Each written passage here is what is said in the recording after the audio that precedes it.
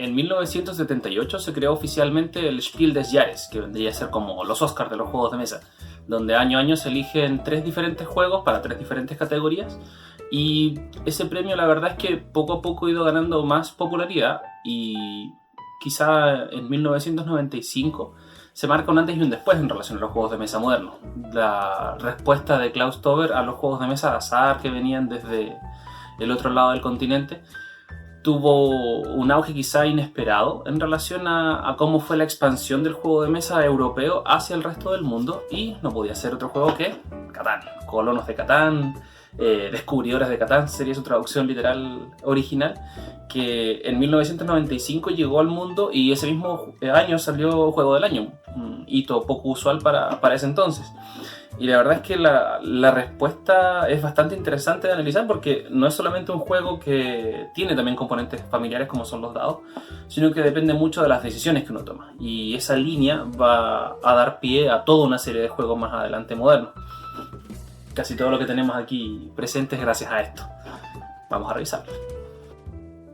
Catán está diseñado para 3 a 4 jugadores y quizá empieza con un pie izquierdo para algunas personas, sobre todo para los que se adentran, es que el seteo puede ser un poco largo. Hay muchas personas quizá un tanto impacientes que les gusta esto de instalarse a jugar, pero hay que darse el tiempo para poder setear correctamente este juego. Entonces, al principio puede ocasionar un poco un choque de chuta, vamos a estar aquí 8 horas jugando, pero no es tan así. Así que, pensando muchas veces en gente que se adentra a este mundo de los juegos de mesa, y que uno de sus puntos de partida suele ser Catán. Entonces, no basen su primera impresión en el sentido de cuánto demora uno en armar el juego. Vamos a hacer un seteo para 3 jugadores. Vamos a dejar esto por aquí.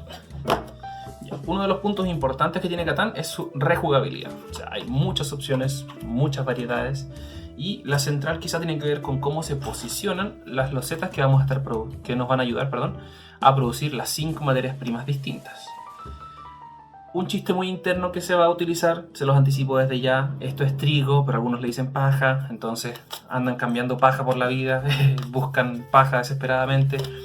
Usted no lo haga, o hágalo, pero para mayores de 18 años, por favor, no sea parte del problema, sino de la solución. Tenemos arcilla, ovejas o lana, como quieran llamarlo, trigo, rocas y madera. Entonces tenemos diferentes cantidades también de cada uno, lo que nos va a determinar desde un principio que algunas materias primas van a aparecer más que otras, o va a haber una probabilidad de que aparezcan más. Si se fijan, tenemos solo 3 arcillas y 3 rocas, pero 4 ovejas, 4 trigos y 4 maderas. Y también un desierto que no va a producir ningún tipo de materia prima. El eje central del juego son estas 5 materias primas, las cuales nos van a permitir hacer diferentes acciones. Esas acciones nos van a permitir ganar puntaje, y el primero que logra 10 puntos de victoria va a ganar el juego. Entonces, partimos ya con que no hay una única estrategia. Pueden probar muchas formas de cómo poder jugar, y lo interesante tiene que ver con esto: cómo se va a disponer el escenario y cómo vamos a obtener materia prima. Entonces, hay una primera propuesta de tablero en el manual, que la vamos a omitir un poco para darle paso al factor suerte, y si es su primera partida se les recomiendo completamente. Incluso aparece dónde debiesen poner sus primeros poblados y sus primeras carreteras, como un pequeño consejo para poder empezar más amigablemente. Entonces lo que vamos a hacer va a ser revolver estas piezas, todas las famosas losetas se revuelven, se barajan, y esto vendrían a ser los límites marítimos de la isla de Catán. Cada uno tiene un número. Aquí tenemos el 1, el 2, el 3, el 4, el 5, el 6. Entonces vamos a armarlo de la siguiente forma. Número 1. Aquí aparece el número 2, así que va el número 2 para acá. Número 3. 3. Número 4. 4. Número 5 con el 5. Y el 6 con el 6. Este es nuestro gran hexágono que va a determinar los límites de Catán. Entonces, ahora elegimos un punto de partida al azar y vamos a ir poniendo estas losetas con las diferentes materias primas y el desierto a lo largo y ancho de esta isla. Y vamos a hacerlo en esta forma.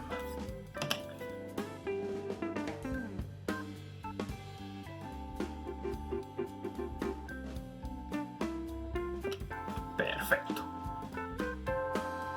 Imagínense que hubiese revuelto una vez más y hubiese puesto las piezas nuevamente, habría sido un escenario totalmente distinto.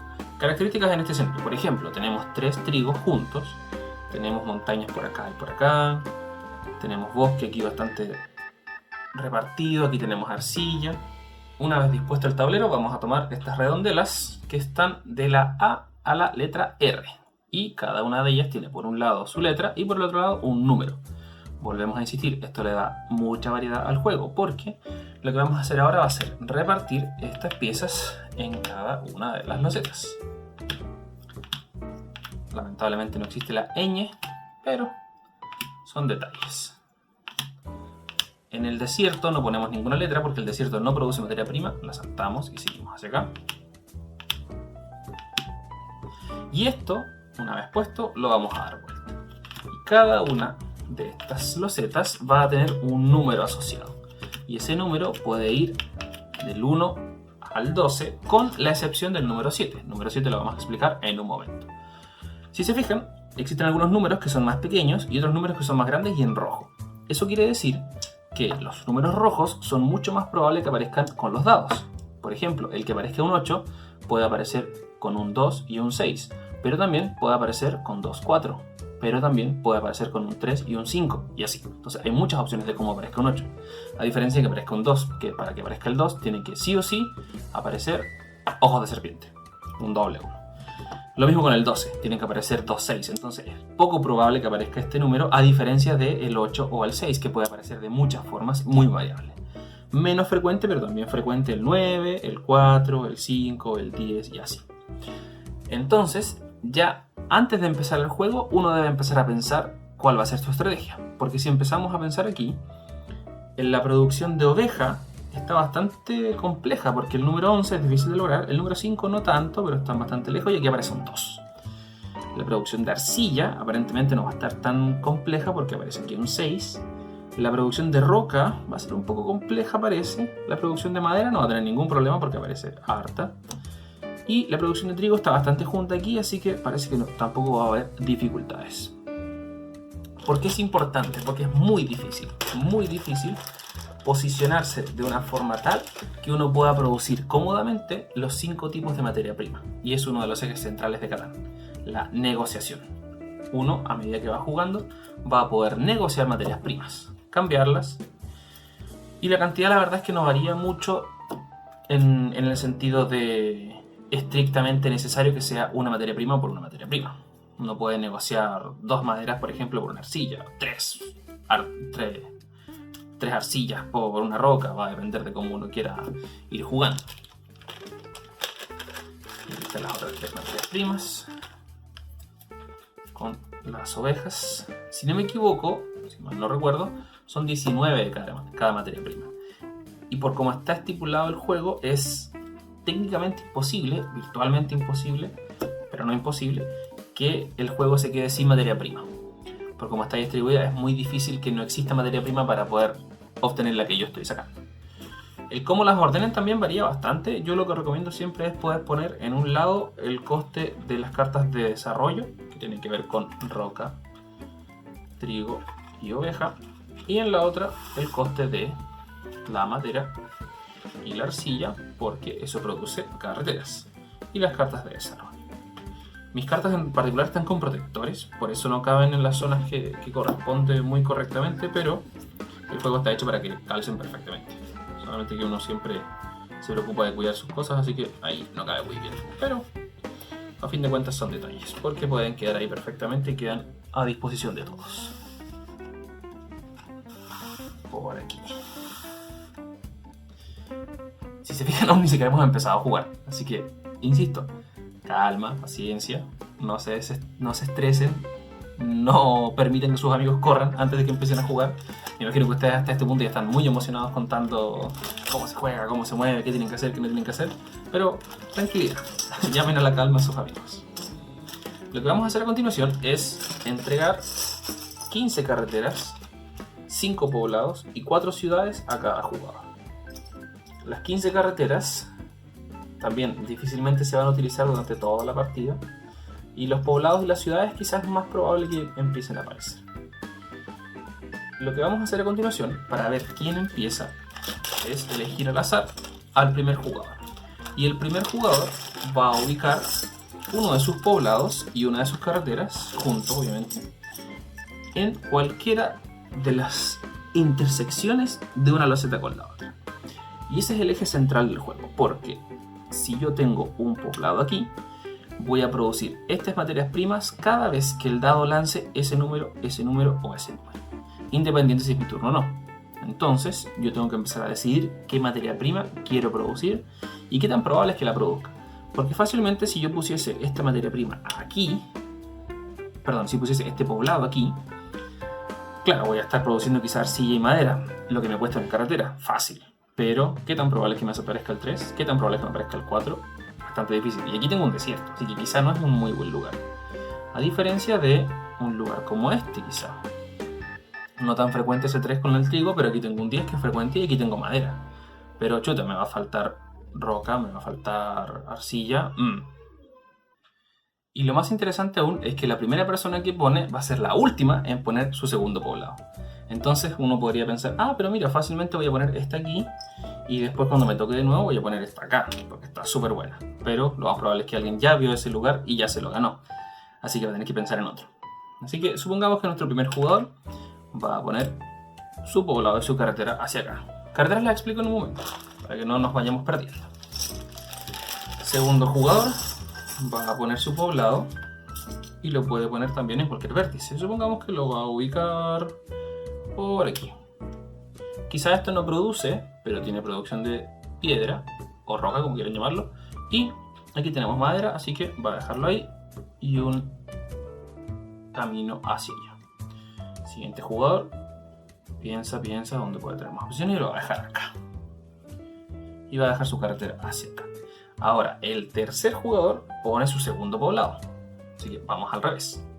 El segundo poblado va a depender de diferentes variables. Por ejemplo, aquí ya vimos que está produciendo madera y arcilla. ¿Qué le falta producir? Trigo, oveja y roca. ¿Hay algún punto que produzca esas tres cosas? Parece que sí, aquí. Quizá no es tan frecuente, pero va a poder producirlo. Este es un 11, pero va a arriesgarse. Lo va a dejar ahí. Después viene nuestro amigo azul.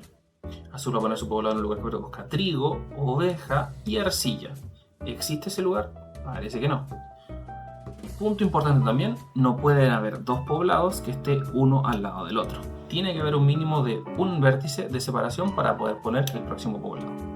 Independiente si yo lo quiero poner ahora al principio o construir durante el juego, no se puede si está literalmente al lado con el vértice anexo.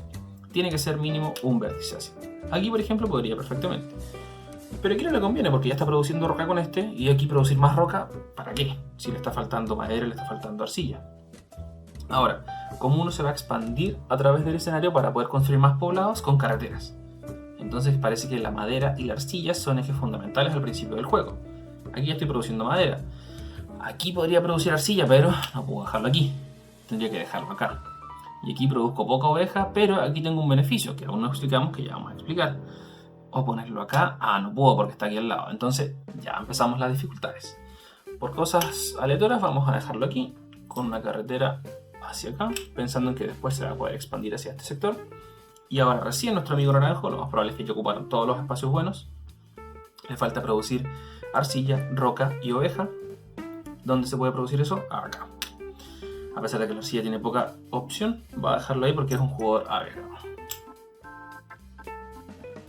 Ahora, cada jugador recibe una mano inicial correspondiente a la materia prima con la que conecta de su segundo poblado. En este caso, nuestro jugador naranjo va a recibir una oveja, una arcilla y una roca.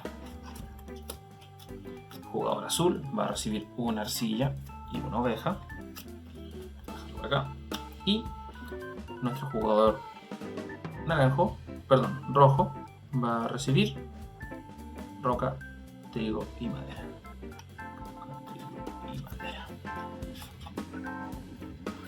La mano se mantiene oculta durante todo el juego. Cada quien la debe tener como guste, así escondida, pero por fines prácticos vamos a dejarla revelada para que podamos aprender a jugar. Y ahora recién estamos listos para empezar a jugar. ¿Cuánto tiempo llevamos? Varios minutos explicando recién el principio de las reglas. Así que insisto, no permiten que sus amigos salgan corriendo. Cada jugador recibe también una tabla de costes para mantener siempre presente cuánto vale construir cada cosa. Y si la revisamos rápidamente, construir una carretera cuesta una madera y una arcilla, no da puntos. Construir un poblado exige una madera, una arcilla, un trigo y una oveja, entrega un punto de victoria. Mejorar un poblado a una ciudad me cuesta 2 trigos y 3 rocas. Y comprar cartas de desarrollo me cuesta un trigo, una oveja y una roca. Punto importante, no pueden construir ciudades sin antes tener un poblado. Debe ser un poblado el que ya esté construido. Pago 2 trigos y 3 rocas y ahí recién cambio esto. Y ahora en lugar de un punto, ese lugar me da 2 puntos. Punto importante. ¿Qué otra excepción tenemos? Construcción de carreteras. Yo en mi turno perfectamente puedo tener el coste para poder construir un nuevo poblado. Lo pago y construyo aquí. Error. No puede construir ahí porque no está unido por ninguna carretera. Lo que tendría que hacer sería construir carreteras que van a pasar por los bordes y van a permitirme llegar hasta aquí y ahí recién construir un poblado. Así que no es llegar y construir poblados en cualquier parte. También depende mucho de eso la estrategia. Y otro punto importante también que va a pasar mucho en el juego es empezar a bloquear el camino de otro. Porque si el amigo azul quería llegar hasta este punto para poder construir, si el rojo hace esto, el azul ya no va a poder pasar por ahí. Va a tener que empezar a darse la vuelta, va a tener que empezar a producir más madera y más arcilla. Y va a ser un caos. Así que hay mucha competencia. Uno de los elementos centrales de Catán tiene que ver con cómo el factor suerte no es un factor determinante para saber quién va a ganar. En el sentido que es un juego que te obliga a pensar bien qué vas a hacer con los recursos que te entrega el juego, aunque sean pocos, versus obtener muchos recursos, acumular mucha materia prima y en base a eso armar tu estrategia en un solo turno o 2 turnos. Es un juego que te obliga a ir pensando en el camino, o, por otra parte, ir armando tu estrategia mientras va avanzando el juego. No puedes dejarla de un momento para otro. Entonces, claro, puedes tener mucha suerte, tener una buena posición de tus primeros poblados para obtener buena materia prima al principio, pero es muy difícil obtener las 5 materias primas de forma recurrente. Los 6 y los 8, por ejemplo, que estén muy cerca y que nadie más quiera ese lugar. Entonces, viene un gran punto que, sin criticarlo quizá directamente, pero sí tomamos en cuenta un juego como Monopoly, depende mucho del factor suerte y básicamente tú puedes saber quién va a ganar en el Monopoly en las primeras rondas porque es muy fácil acumular riquezas en un principio y después el juego ya se alarga inevitablemente hacia una pérdida que es difícil dar vuelta. Entonces no, en Catán tienes muchas formas de ganar puntaje, la suerte no siempre está de tu lado, pero aunque no esté de tu lado igual puedes hacer cosas para poder ganar. Cada turno inicia con el lanzamiento de dados. Se lanzan los dados y en este caso, por ejemplo, tenemos el número 10. Independiente de que sea el turno de quien sea, en este caso es el turno del naranjo, todos producen la materia prima que se produce si está en contacto con alguno que tenga el 10. Por ejemplo, el azul produce una roca. ¿Dónde está el otro 10? Acá el naranjo produce un trigo. Y aquí viene lo interesante. No existe un límite ni mínimo ni máximo de acciones que uno pueda llegar a hacer siempre y cuando le alcance su materia prima. Podría comprar más de una carta de desarrollo, ningún problema. Lo que sí, puedo usar solamente una por turno y no puedo usar la carta de desarrollo el turno que la compré. Tengo que dejarla en mi reserva. Y aquí viene el punto fundamental del juego, la negociación. Porque uno no va a poder producir toda la materia prima al mismo tiempo, pero sí puede negociarla con aquellos jugadores que sí la tengan. Entonces, esta es la mano del jugador naranjo, esta es la mano del jugador azul y esta es la mano del jugador rojo. El jugador naranjo va a decir, busco arcilla, porque quiere construir carreteras. Quizá el azul también quiere construir carreteras y que no está muy interesado en cambiar, pero el rojo podría llegar a estar interesado. ¿Qué ofreces? Le voy a preguntar al rojo. Te ofrezco una roca. ¿Le sirve la roca al rojo? No mucho. Dame un trigo, le puede decir él. Ya, perfecto, te cambio un trigo por una arcilla. Listo. Negociado. Ahora, ¿qué podría haber hecho también el rojo? Decir, dame 2 trigos. Me conviene cambiar 2 trigos porque después si quiero comprar algo, la verdad es que no mucho. No, te cambio uno solamente por uno. Quizás el rojo quiera aceptar, quizás no. Ya, vamos a aceptar. Lo que no puede pasar es que en el turno del naranjo, el rojo y el azul estén negociando. O sea, tienen que esperar su turno para poder negociar. Hubo una negociación, ahora el naranjo va a pagar el coste de una carretera, una madera y una arcilla, las devuelve a la reserva para que puedan ser robadas nuevamente más adelante y construye. Regla de construcción: en uno de los bordes de cualquier loseta y siempre conectado a alguno que ya tenía. No puede llegar y construirlo ahí, por ejemplo. Y aquí tiene que pensar hacia dónde quiero expandirme. Quizá me quiero expandir hacia la madera de acá, así que vamos a construir esta acá, para también aprovechar de bloquear al rojo. Quizás en algún punto esté tan necesitado de alguna materia prima y que nadie quiera cambiarle, que el juego le permite cambiar 4 materias primas iguales por cualquier otra. Lo cambia directamente con la reserva, paga 4 trigos por ejemplo y recibe una arcilla, o cambia 4 rocas por una madera, lo que quiera. Pero además hay algunas habilidades especiales que están ubicadas aquí en los muelles y que se van a activar cuando tenga un poblado en uno de estos. Imaginemos que el juego empezó a avanzar, el juego empezó a avanzar, el azul se empezó a dar cuenta que no va para ningún lado con su escuálido intento por conseguir trigo, pero está produciendo mucha madera, así que va a construirse aquí un poblado. Este dice 3 por 1. Este activa el beneficio de, en lugar de cambiar 4 materias primas por una, solamente paga 3 y le dan una. 3 maderas, 3 arcillas, 3 trigo, lo que la persona quiera.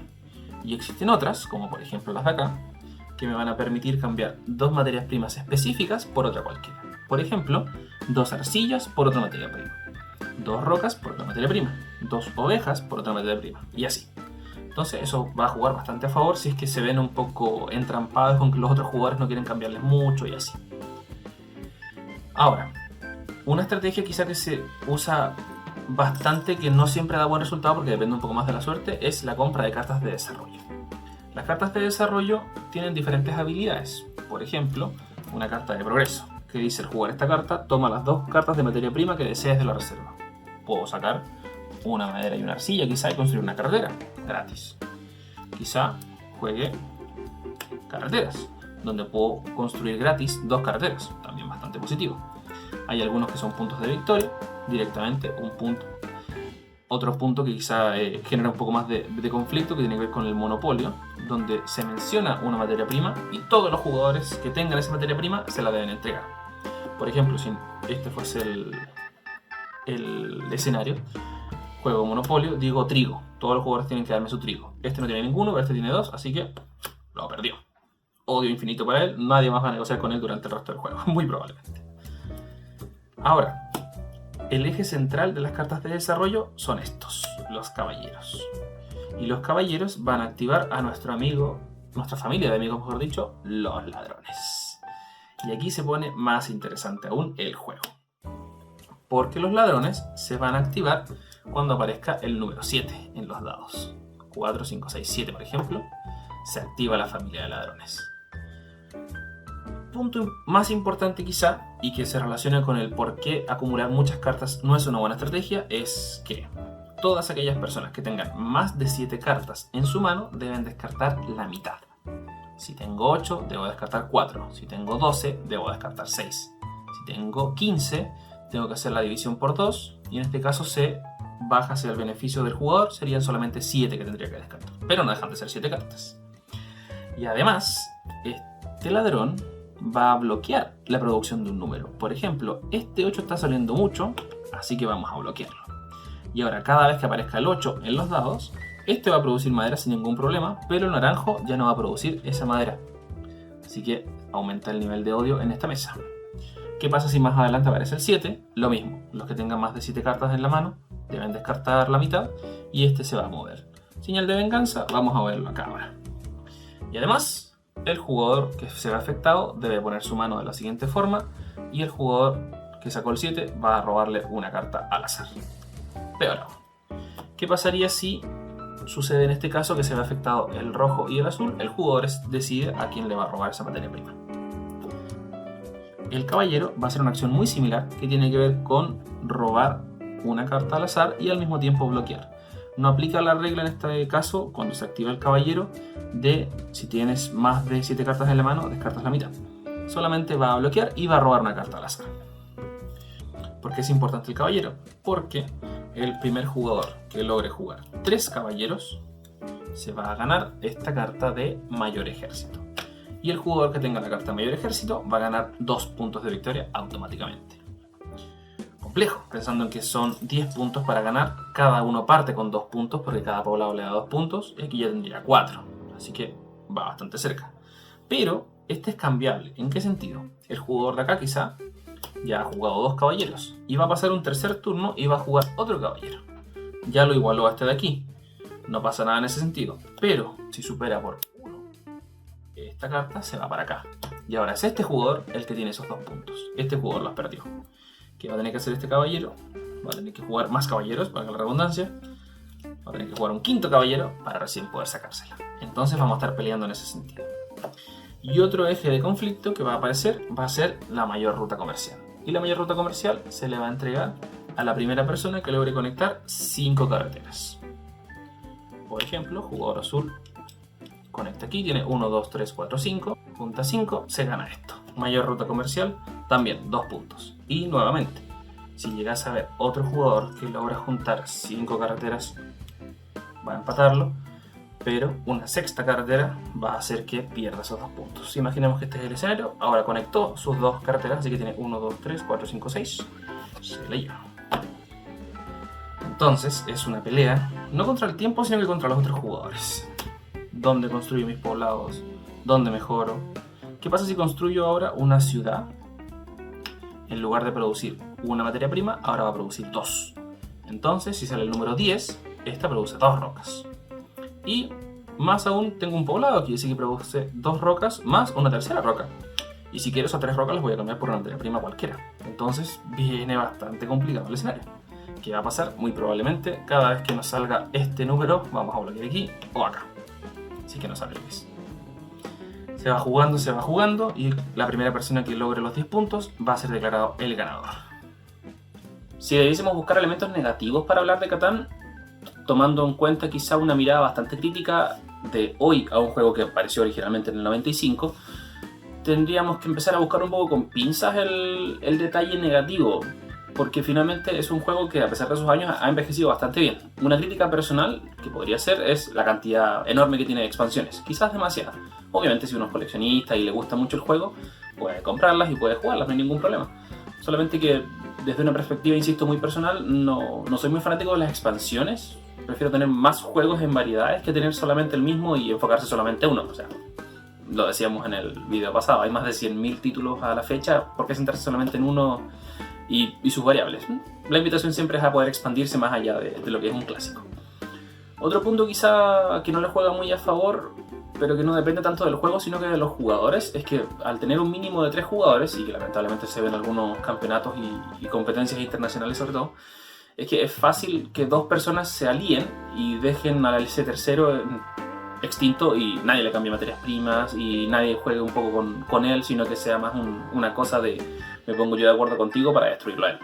Entonces, obviamente uno no puede digamos, no puede limitar esa falta de honor, dicho con esas palabras, en un juego, pero es incómodo que suceda cuando sucede.